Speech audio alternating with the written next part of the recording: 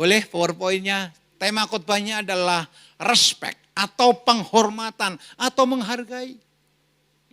Kalau Anda ingin dihargai orang lain, Anda harus menghargai dulu orang itu. Itu hukum Tuhan. Kalau Anda ingin dilawat Tuhan, senangkan Tuhan dulu. Pujian yang dinaikkan saudaraku adalah caranya manusia supaya didengar oleh Tuhan. Saya ulangi sekali lagi. Pujian yang dinaikkan di hadapan Tuhan adalah cara manusia supaya apa? Supaya Tuhan mendengar suara itu. Tetapi firman adalah cara Tuhan supaya manusia mendengar ketetapan-ketetapannya. Yang setuju katakan amin. Bilang kanan kirimu, respect sama Tuhan. Haleluya. The way we respect others, apa yang kita lakukan penghormatan kepada orang lain, itulah kita. Betul enggak? Tapi hari-hari ini banyak orang egois, orang banyak minta doa. Tapi kita enggak pernah mendoakan orang lain, maaf. Sama dengan yang tidak respect yang demikian. Klik berikutnya, tolong. Sebelum saya bicara apa itu respect, saya akan berbicara dulu kenapa orang kehilangan respect. Kenapa orang tidak mau menghormati? Ada enemies-nya. The enemies of respect. Yang pertama adalah iri hati. Bilang kanan kirimu. Ada iri hati, pasti ada kekacauan. Bilang. Ada iri hati, pasti ada kekacauan. Betul? Karena iri hati itu penyakit yang harus diselesaikan, saudaraku. Iri hati itu apa? Rasa iri sebetulnya timbul dari rasa tidak puas. Bahasanya saja mengucap syukur, tapi dendam jalan terus. Bahasanya saja mengatakan Tuhan baik, padahal kita masih menyimpan kekecewaan. Rasa iri hati sebetulnya timbul dari rasa tidak puas. Kain kepada Habel, Kain tidak puas, saudaraku, dengan perlakuan Tuhan kepada Habel. Ada Esau yang dicuri hak kesulungannya oleh Yakub dan membuat Esau itu kecewa, iri terhadap perlakuan Esau terhadap Tuhan. Yang ketiga jelas antara Saul dengan Daud. Jadi di mana iri hati, kekudusan pasti nggak ada. Di mana ada iri hati, kesungguhan pasti tidak ada. Dan penyakit iri hati sekarang ada begitu merajalela di negeri ini. Betul? Jawabannya cuma satu. Hanya dekat dengan Tuhan, kita dijauhkan dari sikap iri hati. Yang setuju katakan amin. Yang kedua ada perkataan egois. Apa itu egois? Egois adalah sebuah sikap yang tidak mau menggunakan sudut pandang orang lain. Hati-hati loh, di gereja ini ada loh. Biasanya ini menjelang Natal ini. Kalau pendapatnya enggak dianggap, enggak pokoknya. Kalau sudah pokoknya repot itu. Pokoknya harus begini. Itu repot itu. Banyak gereja pecah gara-gara kepanitiaan. Saya berdoa di sini tidak semuanya untuk hormat dan kemuliaan nama Tuhan. Tepuk tangan dulu yuk buat Tuhan. Haleluya. Adalah sebuah sikap yang tidak mau menggunakan sudut pandang orang lain. Melihat orang lain hanya dari sudut pandangnya sendiri. Pokoknya yang paling benar kita. Saya kalau sedang diskusi sama istri, kalau istri udah naik suaranya 1 oktav dan dia bilang begini, pokoknya, saya ngalah. Daripada sesuatu yang tidak baik terjadi, saya ngalah. Perempuan tuh lemah lembut, tapi kalau sudah bilang pokoknya, itu lebih baik kita banyak berdoa. Bapak-bapak ada amin. Ya ini juga korban dulu. Iya, nanti ya kalau punya uang, kita diberkati, kita berlibur di Bali, pokoknya, saya harus ke Singapura, pokoknya ini. Dilawan salah, diterangkan salah. Enggak dijawab salah, yang lebih banyak berdoa diam. Kenapa? Saya harus respect kepada dia. Kan idenya dia, tapi kadang-kadang egois harus dikikis. Bilang kanan kirimu, jangan suka menangnya sendiri. Toleh, jangan lihat saya. Enggak enak sebelahnya pasangan hidupnya soalnya. Jangan egois, enggak belanja. Selesai. Oke, ada satu lagi, ayo. Klik. Perfeksionis. Apa perfeksionis? Penggabungan antara iri hati dengan Egois, ini bahaya. Ini bahaya ini. Rasa iri hati dan sikap egois yang dipupuk menjadi sebuah kebiasaan akan menyebabkan orang itu menjadi seorang perfeksionis dalam apa? Keapatisan. Saudara boleh beribadah dengan semangat, saudara boleh rajin pelayanan. Tapi kalau frame apatis sudah ada atas hidupmu, sehebat apapun firman yang disampaikan, keraguan pasti kita simpan. Bu, Pak, kalau hari-hari ini ada orang kecewa sama pengerja, saya paham. Ada pengerja kecewa sama pemimpinnya, saya paham. Tapi di Jakarta sekarang banyak hamba Tuhan kecewa sama siapa? Sama Tuhan loh. Loh, kalau sudah apatis sama Tuhan, apalagi? Betul tidak? Kalau sudah apatis sama Tuhan, apapun yang dikatakan firman Tuhan tidak mungkin terjadi. Ada pertanyaan yang menggelitik. Seorang ateis tanya kepada pelayan Tuhan, Tuhanmu baik ya? Baik. Yang saya doakan dikasih. Oke, kamu pergi gereja, minta permen sama Tuhanmu. Dikasih enggak? Tuhan enggak pernah kirim sugus dari sorga. Betul enggak? Kalau segala sesuatunya engkau ukur apa yang kelihatan, Tuhan adalah Allah yang dahsyat, yang sanggup melakukan lebih dari apa yang saudara pikirkan dan doakan. Yang setuju tepuk tangan bagi Allah kita. Amin. Ya, kalau sudah apatis akan muncul skeptis. Betul?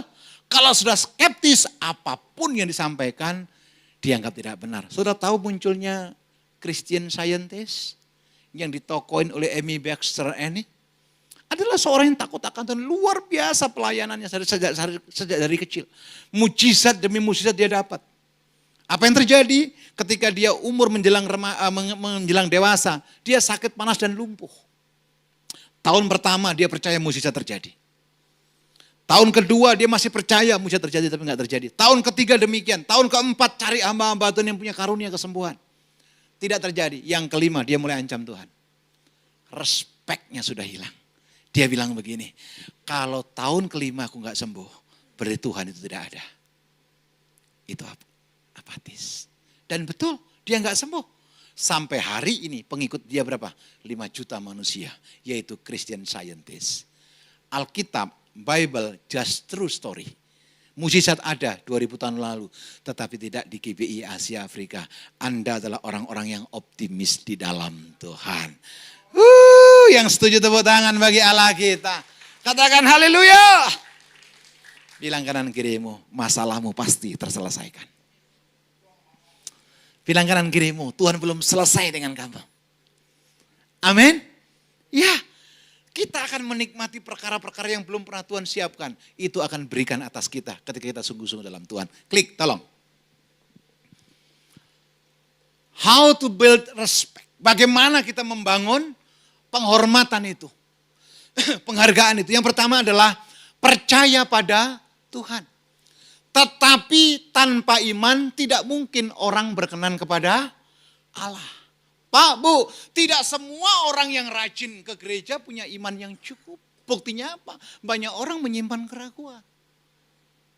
Tadi pagi saya ceritakan, semua orang Kristen hampir semuanya cinta Tuhan. Betul tidak? Betul tidak? Tapi tidak semua orang Kristen takut Tuhan. Haleluya. Cinta dengan takut itu perkara yang berbeda. Kita dikit-dikit haleluya, ketemu setiap orang shalom, salaman, GBU. Itu cinta Tuhan, tapi belum tentu takut Tuhan. Jadi kalau ada yang ibadah, tapi hatinya masih luka, maaf, Anda cinta Tuhan, tapi Anda tidak takut Tuhan. Anda beribadah, tapi Anda tidak menghormati Tuhan, maaf, Anda cinta Tuhan, tapi Anda tidak takut akan Tuhan.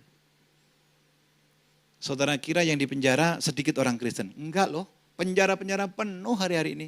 Isinya Kristen lagi. Namanya Abraham lah, David lah. Nama-nama sorga semua. Tapi kenapa di sana? Sering saya tanya, waktu nyuri berdoa enggak? Dia bilang berdoa Pak. Oh tuh, coba. Waktu ngerampok, doa keliling Pak. Waduh. Waktu korupsi, naik menara doa Pak. Waduh. Doanya apa? In the name of Jesus. Pak, Bu. Sekali lagi, agama, kekristenan tidak bisa kita jadikan casing tanpa kita takut dan respect. akan Tuhan. Amin. Saya pernah tegur pengerja yang saya pimpin. Dia itu perjamuan kudus saudaraku. Bukannya menghormati tubuh Tuhan. Pegang roti sambil begini. Ini karepe opo iki? Kalau Tuhan aja gak dihormati, omong kosong dia menghormati manusia. Betul? Kalau tubuh Kristus saja gak dihormati, apalagi yang dihormati? Hari ini berita baiknya, orang yang respect akan Tuhan pasti memiliki iman yang luar biasa. Yang setuju tepuk tangan bagi Allah kita, haleluya.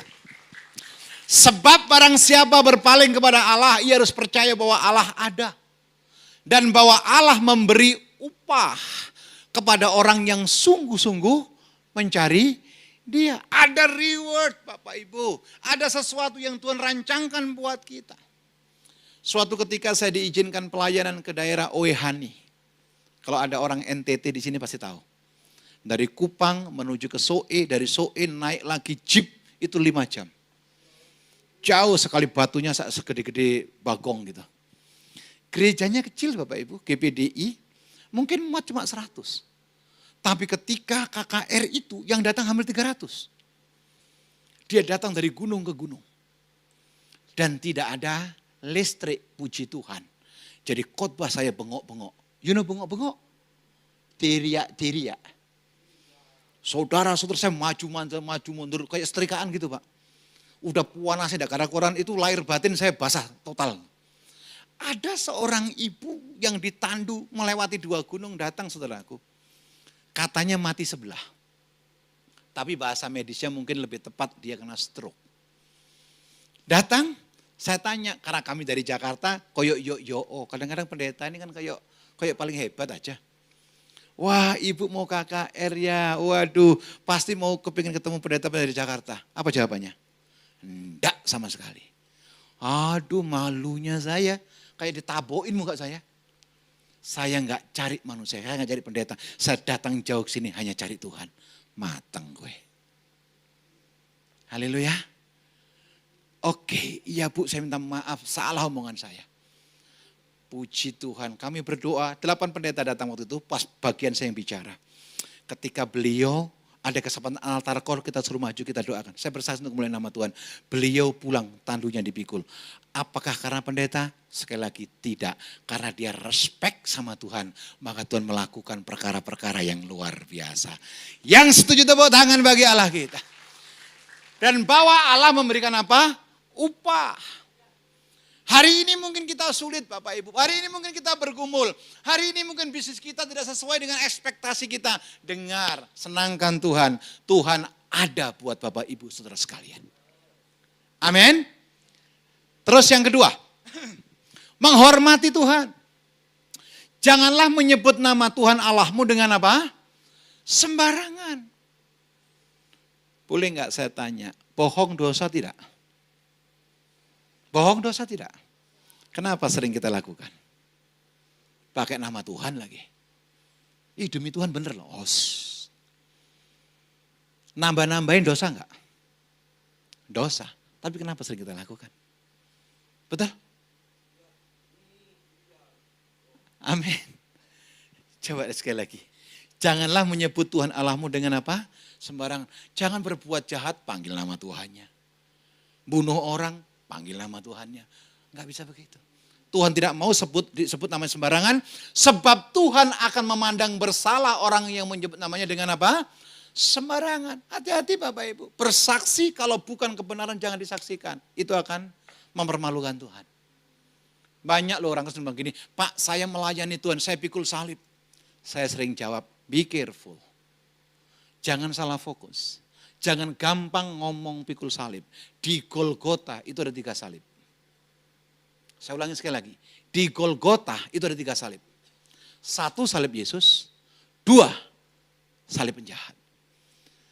Kalau kita mengaku Kristen, kita mengaku anak Tuhan, tapi hidup kita jahat, maaf yang dipikul bukan salibnya Kristus. Jangan-jangan salib yang di sebelah Kristus. Halo, Anda baik-baik? Masih ada sukacita? Amin. Kan gampangnya begitu. Pak saya pikul salib, saya bayar harga. Berapa Anda bayar di hadapan Tuhan? Jangan-jangan yang saudara pikul bukan salibnya Yesus. Jangan salah fokus. Tapi kalau salib Yesus saudara pikul, saya percaya respect saudara di hadapan Tuhan pasti luar biasa. Saudara akan menghormati Tuhan, menghargai Tuhan, dan menyebut nama Tuhan tidak sembarangan. Sebab nama itu berkuasa, nama itu menyembuhkan, nama itu memulihkan. Yang setuju tepuk tangan bagi Allah kita. Haleluya. Ya, klik berikutnya, tolong. How to build respect yang ketiga adalah kasihilah sesamamu. Salah satu saran terbaik, nah saudara baca ini enggak ada di Alkitab, tapi nilai-nilai Alkitab ada di sini. Salah satu saran terbaik secara Alkitabiah menghadapi orang yang apa? Ada enggak orang yang jengkelin kita? Coba Bu, siapa yang pernah disakiti? Ibu-ibu dulu, pernah disakiti hatinya? Yang nyakiti dari sini. Ada? Pakai baju apa? Rambutnya bagaimana? Kita doakan yuk. Coba lihat. Salah satu saran terbaik secara Alkitabiah menghadapi orang yang menjengkelkan, menyakiti, menolak kita adalah tetap memberikan apa? Respect. Yang didasari oleh apa? Belas kasihan. Saya enggak suka sama ibu itu, suka ngomelin saya. Enggak perlu ada kebencian. Enggak perlu. Cara terbaik untuk tetap dihargai Tuhan memberikan respect to others. Maaf, ini ngomong gampang. Melakukan gak gampang. Yang setuju katakan amin. Oh iya, saya berani menulis ini karena saya mengalami. Keluarga kami mengalami. Tahun 2000 kami jual rumah di Bali, terakhir harta sisa-sisa setelah Bali itu petasannya Pak Amrosi terlalu besar. Pariwisata ke titik nadir habis, bangkrut, saya ikut bangkrut. Saya pindah ke Jakarta. Ada uang hampir 520 juta on hand. Istri saya bilang apa? Jangan kamu pegang uang itu. Kamu bukan pebisnis. Kasihkan saudaraku dan saudaraku itu hamba Tuhan. Pasti kamu untung karena kamu akan dikasih untung tiap bulan. Wow, janjinya manis. Betul? Kasih dong hamba Tuhan. Saudara tahu, sampai berita ini saya turunkan. Sepeser pun. Enggak balik. Kok saya yang bersaksi, saudara yang pelototin saya, biasa aja Pak Bu. Amin. Loh ya, tetapi ajaran Alkitab apa? Tetap memberikan respect. Saya enggak punya rumah, saya kontrak dari kontrakan satu kontrakan yang lain. Dia pakai mobil 2, rumahnya pakai AC, saya pakai angin berobos. Betul. Tahun demi tahun berjalan. Sampai Tuhan bilang begini sama saya dengan istri dalam satu penglihatan. Forget it and forgiveness. Loh kok enak aja Tuhan ini. Bagaimana bisa memaafkan sementara anak saya perlu sekolah, istri saya perlu rumah. Tapi kami lakukan. Kira-kira Tuhan pulihkan? Cepat? Pak Bu, pengampunan bukan berarti automatically kita mendapatkan jawaban. Belum tentu. Orang yang sering nyembah Tuhan, orang yang melayani Tuhan saja diizinkan punya masalah. Apalagi yang tidak sungguh-sungguh sama Tuhan. Betul tidak? Amin. Saudaraku terus berjalan. Ketika sudah 7 tahun lebih ekonomi mulai bangkit, saudaraku, tanda-tanda segumpal awan yang dilihat oleh bujangnya Elisa itu ada, kami imani, ekonomi balik. Tahun 2010 yang jengkelin itu, tiba-tiba masuk rumah sakit. Dan rumah sakitnya telepon kami. Puji Tuhan, pasti ini uangnya dikembalikan. Ya dong, kan setiap kesempatan rindu ada mujizat. Loh Bu, Pak saya tanya begini kasarnya. Kalau ada orang punya hutang dibayar Bapak Ibu suka atau tidak? Nah, itu maksud saya. Harapan saya dibayar hutangnya dan sukacita. Begitu diajak di rumah sakit, lihat saudaraku. Medis bilang apa? Sengaja kami ambil Bapak karena Bapak saudaranya, karena pasien sudah tidak bisa bayar. Lah terus? Maksudnya apa ini? Halo? Ketika mengalami tidak gampang saudaraku. Istri saya dengan jelas bilang, lu bayar. Aku? Waduh, bayar. Pulang nyetir mobil di tol, Muka saya agak kejut gitu loh. Bagaimana juga saya suami. Saya perlu anak-anak saya aman dengan biaya. Itu kan otak saya. Tapi cara Tuhan kan berbeda. Halo, amin. Saudaraku istri bilang gini, mengucap syukur. Aku tahu, aku pendeta. Mengucap syukur dalam segala hal, ku katakan sekali lagi kepada mengucap syukurlah. Itu Rasul Paulus bilang, ngerti amin? Oh ya amin. Haleluya. Dapat seminggu saudaraku, dipanggil lagi ke rumah sakit. Kenapa? Pasiennya masuk ICU. Masuk ICU. Masuk ICU kami datang dong. Siapa tahu notaris sudah dipanggil. Tanah di sini dihibahkan kepada Abraham Sugiyo. Wih senangnya luar biasa kan gitu. Begitu sana tadi dibilang apa? Sorry pasiennya sudah dipanggil Tuhan. Ya mati deh. Sebelum mati ada pesan wasiat. Kan cari celah kesempatan yang mungkin ada jawaban. Enggak Pak. Hah, enggak ada. Ya udah kita tunggu di rumah duka. Rumah sakit UGI ada rumah duka. Enggak keluar 6 jam mayatnya. Kenapa mayatnya dikeluarin? Bla bla bla. 2 malam belum dibayar Pak ICU-nya. Nah terus apa yang bayar? Bayar lagi. Sudah mayatnya dikerubung sama lalat, saudara ini kasih Tuhan. Aku tanya, dia kan pelayan Tuhan, mana pendeta? Mana Romo? Mana yang ini, mana pelayan? Dia bilang apa? Sudah 6 tahun lebih dia tidak pernah ke gereja. So, aku dengar kakak, katanya ini adiknya yang bicara. Saya dengar kakak adalah pendeta. Terus, ya kakak lah yang makamkan. Aduh, saya bisa aja bilang gini, petugas lempar. Dia penipu. Hati daging bisa begitu. Tapi ingat, saya bisa berdiri sampai hari ini. Itu karena power of forgiveness. Tepuk tangan dulu buat Tuhan. Amin. Saudara pernah menghadapi orang menjengkelin? Pernah? Sering?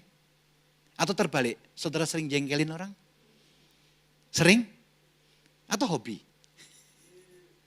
Loh iya, ini kenyataan Bapak Ibu. Tapi Alkitab menyarankan untuk membangun respek apa? Tetap memberikan hormat kepada orang itu. Alkitabnya bilang begini, Amsal 25:22. Karena engkau akan menimbun apa? Bara. Bara api di atas kepalanya dan Tuhan akan apa? Membalas itu kepadamu. Bukan penghukuman yang saudara inginkan untuk Tuhan lakukan buat orang itu, enggak. Tetapi ada reward, ada upah yang kita terima ketika kita tetap menghormati orang yang menyakiti hati kita. Yang setuju katakan amin. Jadi mulai hari ini, kalau ada orang ngomongin kita jawab apa? Doakan, ya di gereja. Ada orang yang jelek-jelekin kita bilang apa? Puji Tuhan. Kalau di Tanah Abang beda, lu jual gua beli.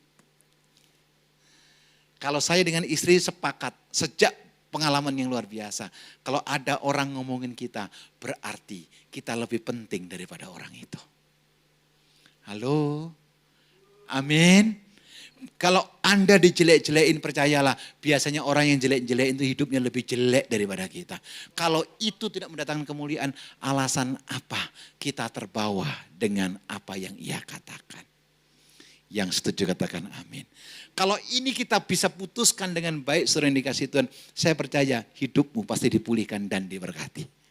Bilang kanan kirimu, enggak ada dendam di antara kita. Haleluya. Nanti pulang makan makanan Sunda bareng-bareng. Kenapa? Karena sudah tidak ada dendam di antara kita. Haleluya. Loh kok aminnya lemes? Pak, tapi yang nyakit ini sebelah saya Pak. Udah, orang yang hidup dengan sakit hati sama dengan orang yang berjalan dengan bawa bangkai. Semakin kita gendong semakin bau. Amin. Bilang kanan kirimu, enggak usah ingat-ingat kesalahan orang. Loh kok mantu-mantu toh, bilang kanan kiri.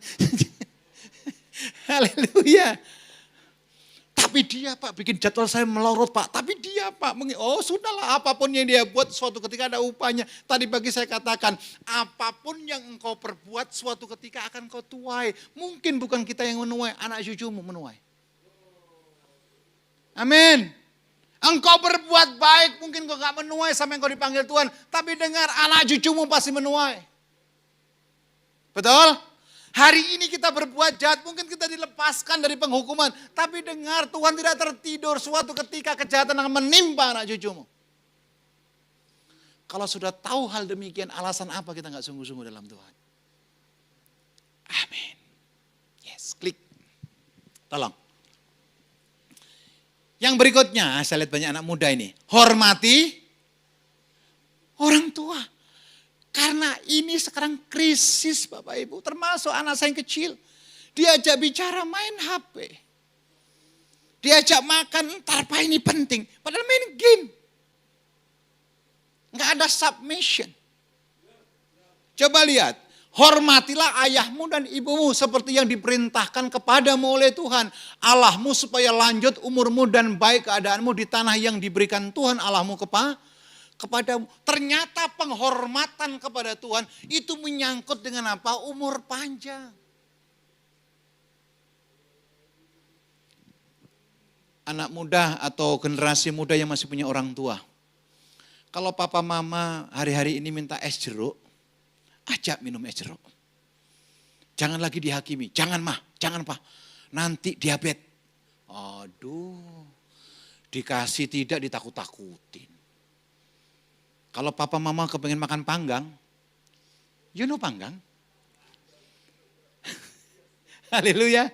Karena dulu saya tidak boleh makan itu. 24 tahun saya dibodohin, makanya berat badan saya dulu kurus sekali bu. Iya, enggak boleh makan kambing Manado. You know kambing Manado? Kaki pendek. Saya dulu bilang, jangan haram. Makanya berat badan saya dulu berapa? 47 kilo. Kecil, kurus, kering, hitam, hidup lagi. Dulu, Bapak Ibu jangan lihat sekarang saya ganteng, makanya istri saya mau. Dulu saya jelek, hitam, hidup lagi. Iya. Tapi urapan tetap. Kenapa enggak boleh makan? Suatu ketika saya periksa ke dokter yang kebetulan dokternya dari Tomohon. Bapak ini kekurangan gizi. What? Itu malu-maluin. Kalau aku tinggal di mana Afrika sana, iyalah. Tinggal di Bali kekurangan gizi katanya. Itu kan kambing Manado banyak sekali di sana. Yang guling-guling itu. Iya. Terus akhirnya bilang gini, Bapak makan ini enggak daging ini? Enggak. Kenapa? Enggak boleh. Oh Bapak coba. Aduh, saya coba. Gila. Enak betul. Langsung berat badan saya itu naik. Bukan turun jadi kepala bukan ekor. Dan 74 kilo. Sebab engkau kan mengembang. Ke kanan ke kiri. Haleluya. Jadi kalau ketemu kambing Manado sekarang saya lihat dia. Saya kedipi dia mata. Ngana makan lu atau lu makan ngetorang. Puji Tuhan. Sekarang saya diberkati. Saudara yang dikasihi Tuhan Yesus Kristus. Bukan masalah makanan yang haram harusnya. Perkataanmu itu yang membuat haram di hadapan Tuhan. Amin. Biar tiap hari makan nasi putih, sayur putih, telur putih. Apalagi. Pokoknya yang putih-putih, tapi kalau perkataanmu jahat aja. Betul? Bukan berarti ke gereja kudus itu pakai celana putih, sepatu putih, rambut putih, baju putih, mobil putih, matanya putih semuanya jalan gini. Itu bukan kekudusan, karena kekudusan itu bukan apa yang dilihat mata, tapi kekudusan adalah balik ke hati, respect kepada Tuhan. Yang setuju tepuk tangan bagi Allah kita. Haleluya. Makanya hari ini kalau boleh yang masih punya orang tua, hormati orang tuamu. Amin. Di rumah saya ada mertua saya yang sudah ikut 22 tahun dengan kami. Tinggal satu-satunya orang tua kami. Wah, dia lebih berkuasa daripada penatua di gereja. Kalau dia bilang pokoknya selesai. Apalagi mertua perempuan. Wih, dunia setengah dia pegang. Kita ikuti. Tapi konsepnya apa? Menghormati orang tua. Ternyata ada perkataan-perkataan yang betul-betul menasihati kita. Ayo Bapak, Ibu, Om, Tante, adik-adik yang masih punya orang tua, bahagiakan orang tuamu. Yang setuju katakan amin. Oke. Jadi kalau minta es jeruk pulang nanti, kasih. Gak usah lagi bilang, gak ada gula tropicana slim lagi, gak ada. Diabetasol sudah habis. Nanti mama nanti diabetes naik 400 bagaimana? Aduh, jangan mereka-rekakan yang jahat lah. Haleluya. Amin. Kalau minta makanan Jepang yang daging panggang, kasih. Jangan diancam lagi, kolesterol, ingat kolesterol. Aduh, kurangi makannya. Ma, apa yang penting rasa ya, cukup. Kok diajari? Haleluya. Klik berikutnya, Amsal ini. Siapa mengutuki apa? Ayah atau ibunya. Pelitanya akan padam waktu apa? Waktu gelap. Ini lebih jelas sekali saudaraku. Saudara kira ini gak ada. Oh ini banyak di Depok baru-baru ini. Anak saudaraku belum dapat warisan dibunuh mama papanya. Kejahatan merajalela luar biasa. Guru nantang murid nantang duel gurunya. Kejahatan mulai. Kalau kita lihat 2 Timotius pasal yang ketiga. Boleh gak ditayangkan sebentar? Gak ada di PowerPoint. Boleh multimedia? 2 Timotius 3 ayat 1 dan 2. 2 Timotius 3 ayat 1 dan 2. 2 Timotius 3 ayat 1, 2 dan 3 deh. 2 Timotius 3 ayat 1, 2 dan 3. Oke, ketahuilah bahwa pada hari-hari terakhir akan datang apa? Masa sukar. Saudara nggak boleh tengking ayat ini karena ini saya tengking dalam nama Yesus, enggak. Ini firman dan firman harus digenapi. Haleluya. Saudara sudah mengalami masa sukar?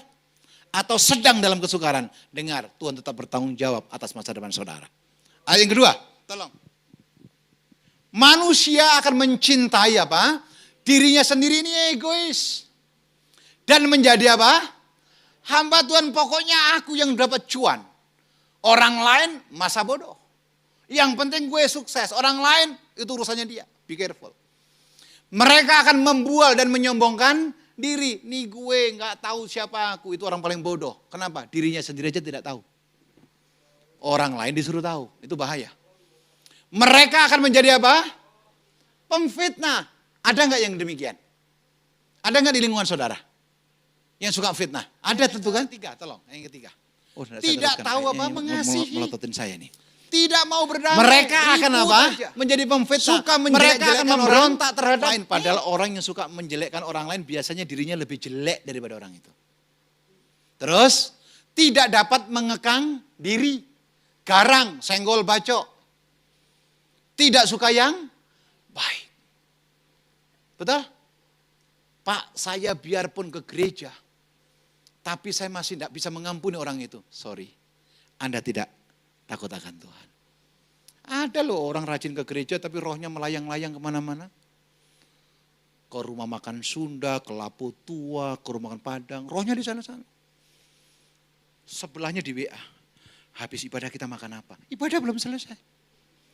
Sudah mulai menteror yang lain. Tapi di sini nggak ada, saya wajah-wajah masuk surga ini. Haleluya.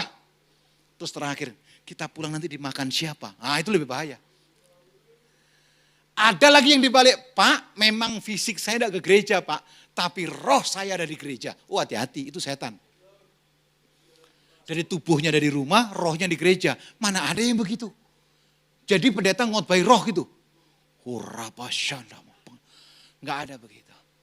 Kalau Anda ingin mendapatkan rewards daripada Tuhan, respect kepada Tuhan, respect kepada firman-Nya, respect kepada apa yang dituntunannya, saudara pasti diberikan jalan keluar dan jawaban atas pergumulan saudara. Tepuk tangan bagi Allah kita, haleluya. Balik ke PowerPoint tolong.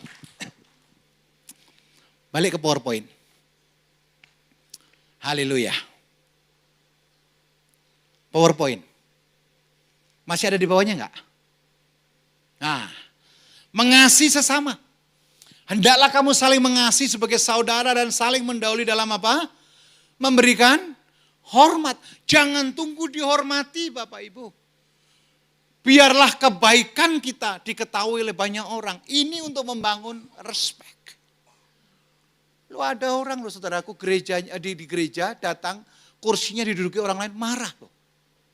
Itu kan kursiku didudukin. Lo kalau kursimu bawa dari rumah. Taruh gereja, dudukin deh itu. Haleluya. Amin.